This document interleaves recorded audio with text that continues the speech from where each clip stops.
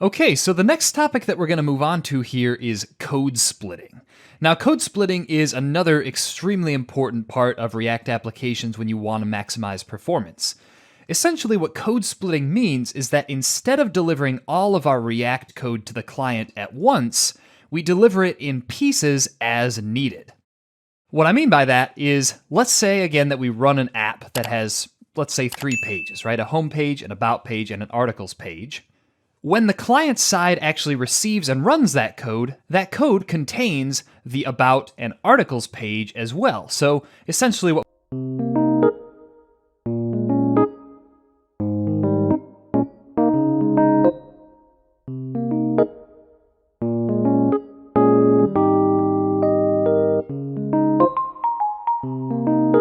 we have is just a lot of this code sitting idle that's just taking up bandwidth when the user actually loads our site. So code splitting, again, is a technique that we can use to relieve this problem a bit, and I'm going to show you how it works. So first of all, we're going to sort of rewind the application that we've been working with to back at the point that we were in one of the earlier chapters, where we just have an about page, an articles page, and a home page, and those pages are just displayed on different routes via our app component. You can find the starter code in the start folder of the exercise files. Okay, so to get started, let's imagine that on our about page, we have 3 components. All right, we're going to create those components here inside our pages, and we'll just call them 1.js, 2.js, and we'll create one called 3.js. Now, these aren't overly exciting names, but the point here is that we're going to display these components on our about page and use code splitting to make it so that these components won't actually be loaded until the user visits the about page. So let's very quickly just define these components. These components are simple enough where we can really just copy and paste code from one of our very simple pages and rename it. So we'll make this 1. We'll change this to an h2 tag just so we can tell the difference here. All right, then we're going to copy that, put it inside 2. We'll change this to 2 and 2. And for 3, we'll do the same thing. We're just going to paste it and change this to 3 and 3. All right. So now that we have these components, let's display them in the about page. We're going to import them by saying import 1 from 1, import 2 from 2, and import 3 from 3. And then we're going to display them inside our component here. So we'll say 1, 2, and 3. And of course, we're going to have to surround these with a React fragment like that. Okay, so if we run our application now and take a look at this,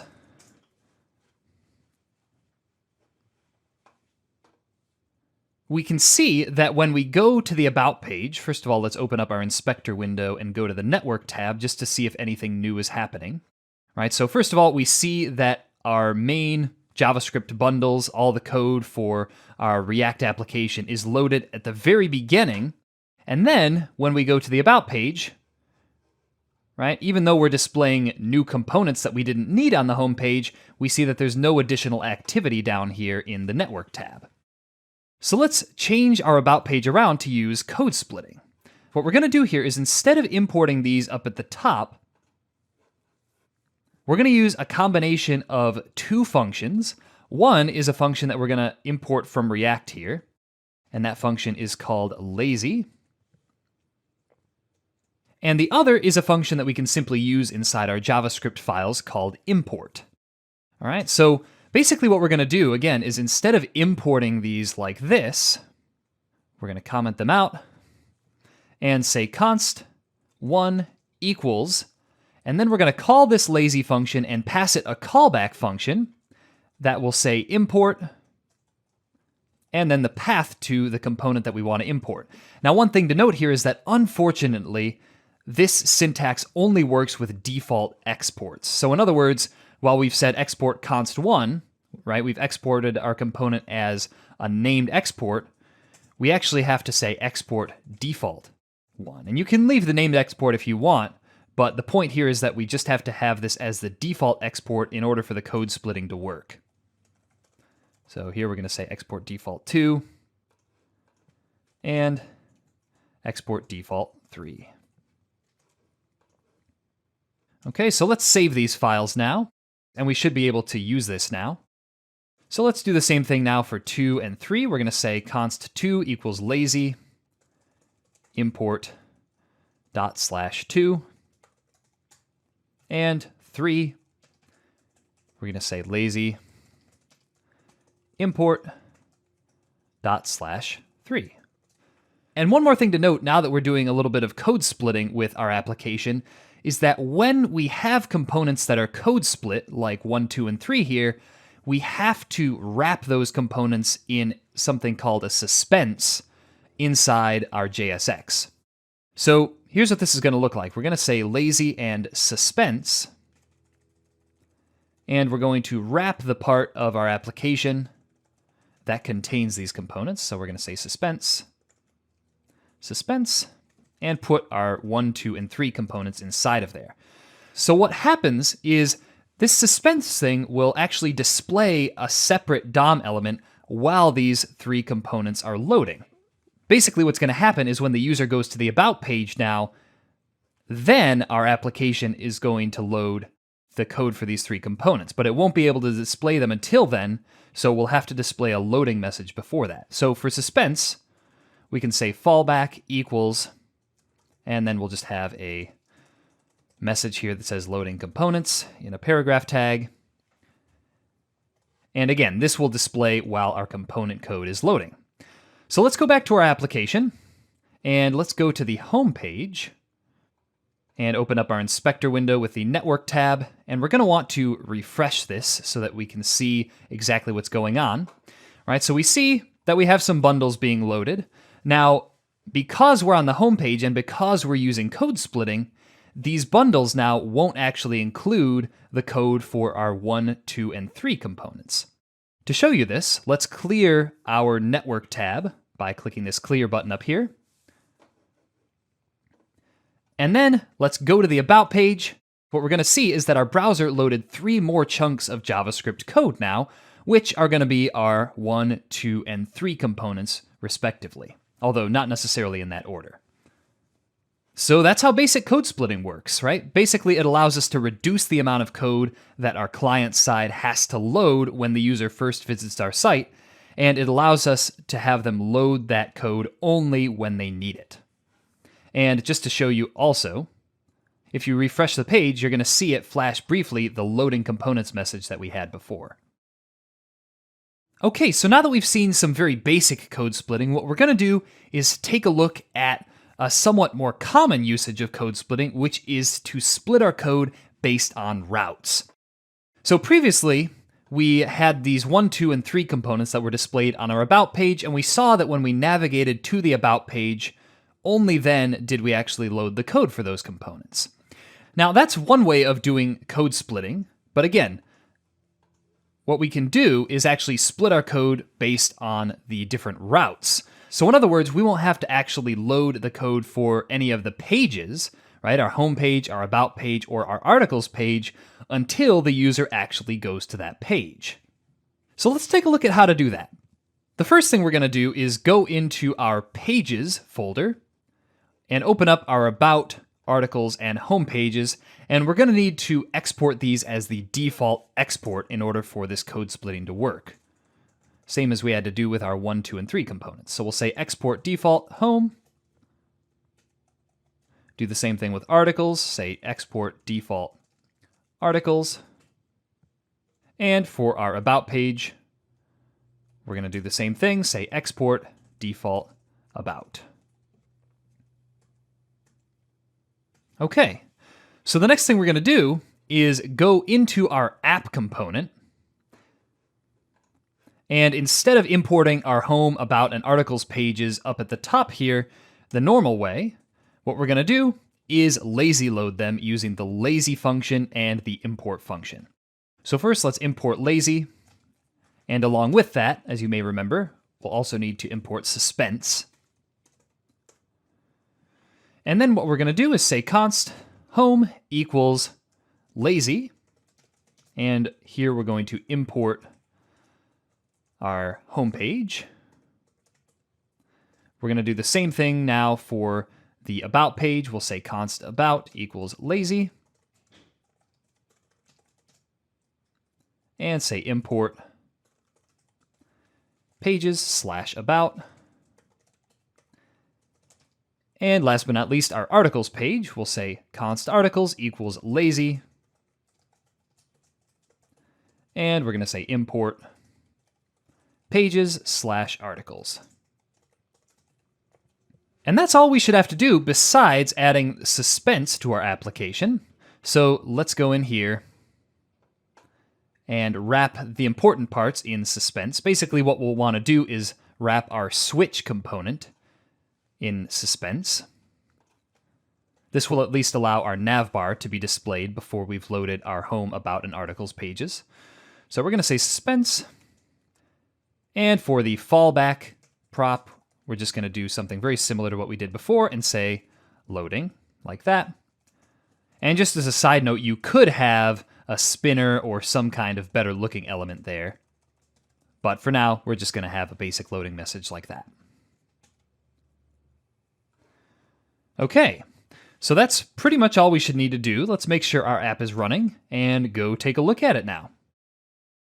So let's open up our network tab and we'll go to the home page and hit refresh.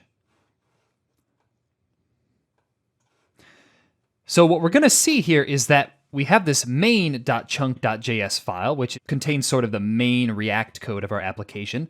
But we're also going to see this 6.chunk.js, which is presumably the homepage component up here that's being loaded as a separate chunk.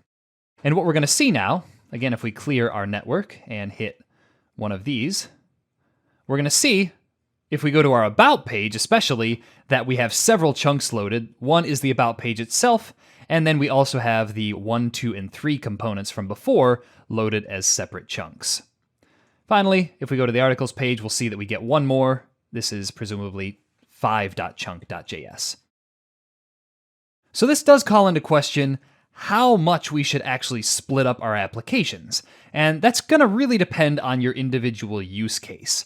Generally, what I recommend is splitting based on the pages that users generally view together and the components that users generally view together. In other words, if we're always going to show the 1, 2, and 3 components on our About page, there's really no point in lazy loading those components, since we're just going to want that to be included with our About pages chunk anyway. However, when there are things on your pages that a significant portion of users won't actually see, for example, if there's a hidden portion that they have to click a button to display, that would be another potential possibility for lazy loading components. To show you what I mean, let's go back to our About page, and instead of just displaying our 1, 2, and 3 components directly, let's have a button that shows and hides those components. So first of all, what we're going to do is import the use state hook up here from React. And then inside our About page, we're going to create a state variable, which we'll call show components, and we'll have one that says set show components. And this state is basically going to be a Boolean. The initial value will be false. It'll be a Boolean that determines whether or not our 1, 2, and 3 components should be displayed. So here's what this is going to look like. We're basically just going to say show components, and then if that's true, we'll render our 1, 2, and 3 components as well as the suspense that surrounds them. Okay. The last thing is that we're going to add a button to our page that will actually change the show component state to true. So we're going to say onClick equals set show components to true, and we'll say show. Okay. So now if we go back to our About page,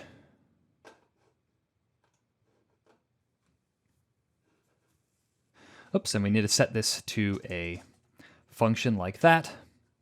So now if we go back to our About page, what we're going to see, if we refresh our page and go to our About page here, we'll see that we get our main chunk as well as our chunk 4, which presumably is our About page itself. And if we clear it and click on this Show button now, right? Notice we don't have our 1, 2, and 3 components. If we click on this, we're going to see that only then are the chunks for our 1, 2, and 3 components actually loaded. So that's, again, one possible situation where you would want to do code splitting besides with routing is basically, again, whenever there's a significant portion of code that users aren't going to be seeing. Now, obviously, we've been working with very small components here, but this could apply to components that are much larger and more unwieldy than the ones we've been working with. All right, so there's one more code splitting related thing that we're going to talk about, and that is something called error boundaries.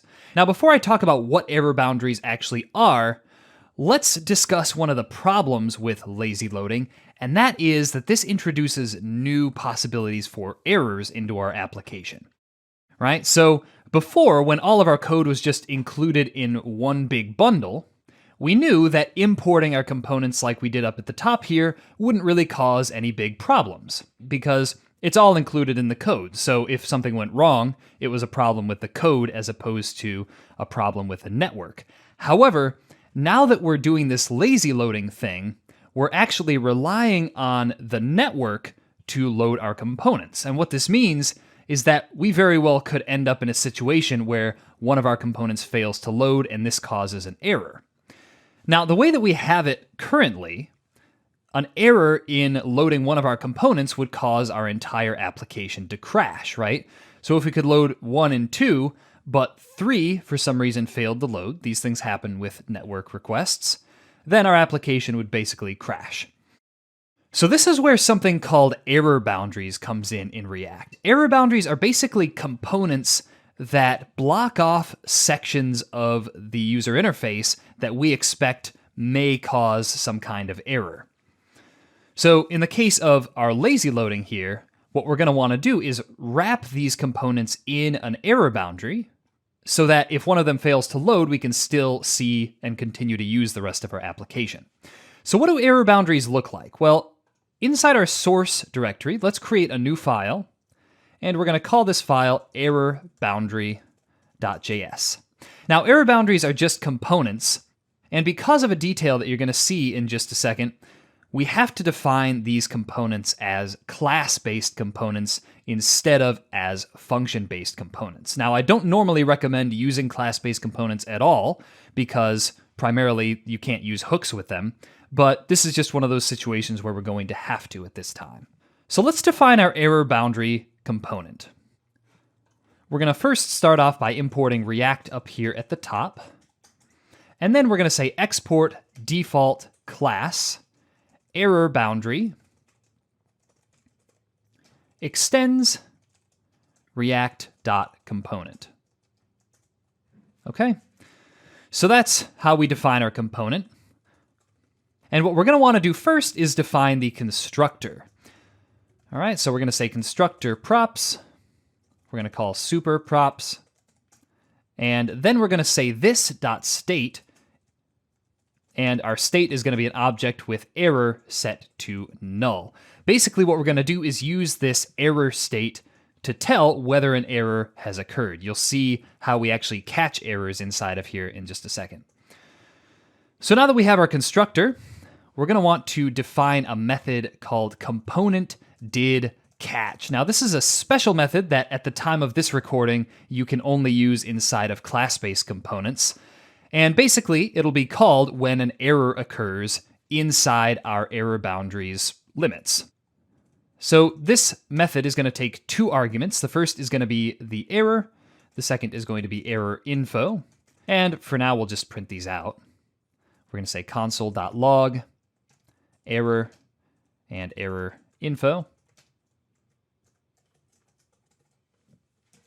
So that's our component did catch. You can do other things inside of here if you want. You can implement retry behavior, whatever you might want to do inside of there. The other method we're going to implement here is a static method called getDerivedState from error.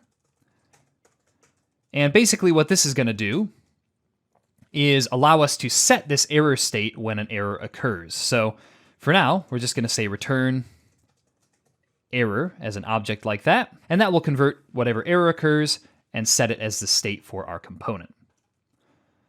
Okay, so other than that, the only other thing we're going to do is implement the render method.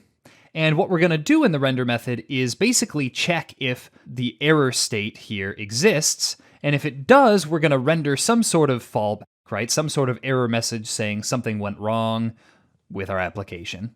Otherwise, we're just going to render all of the components that are inside this error boundary.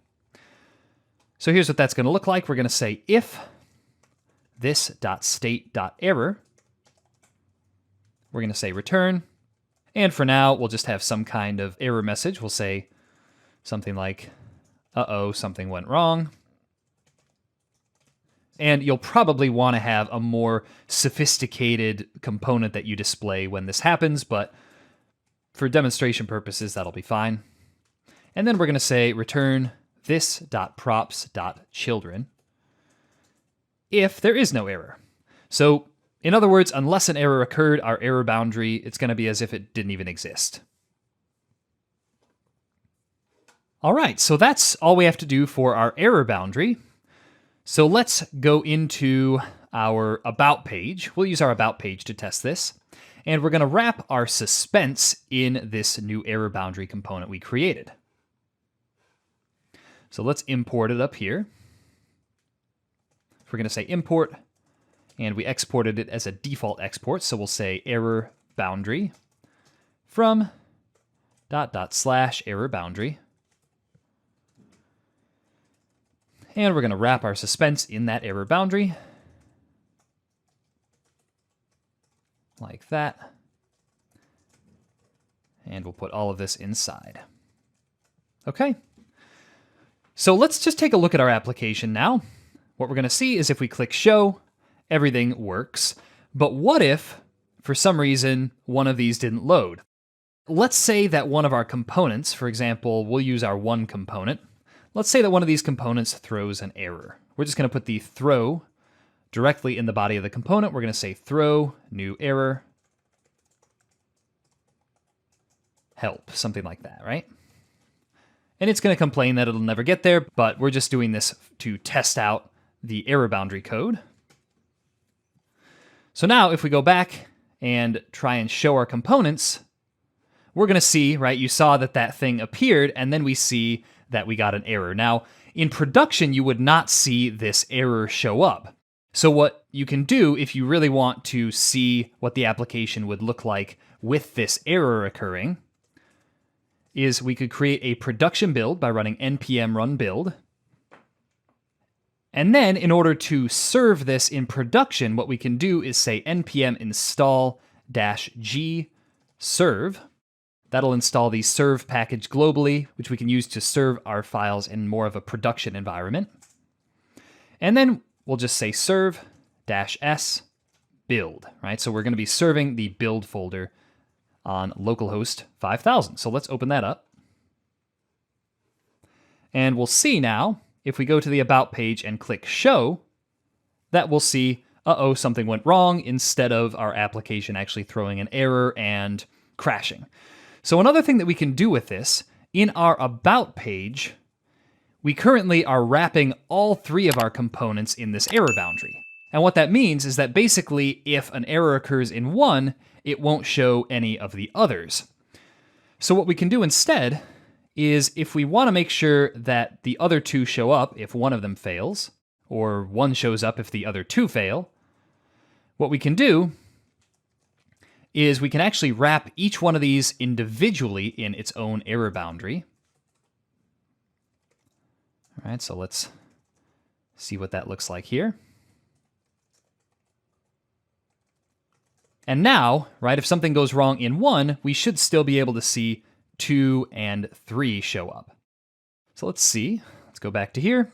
We're going to refresh and click Show.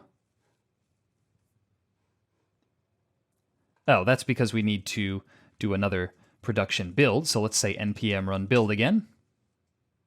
And then we're going to serve it by saying serve-s build. All right, so let's open that up again. Go to our About page, click Show, and we'll see that even though 1 failed to load, we still have our 2 and 3 components.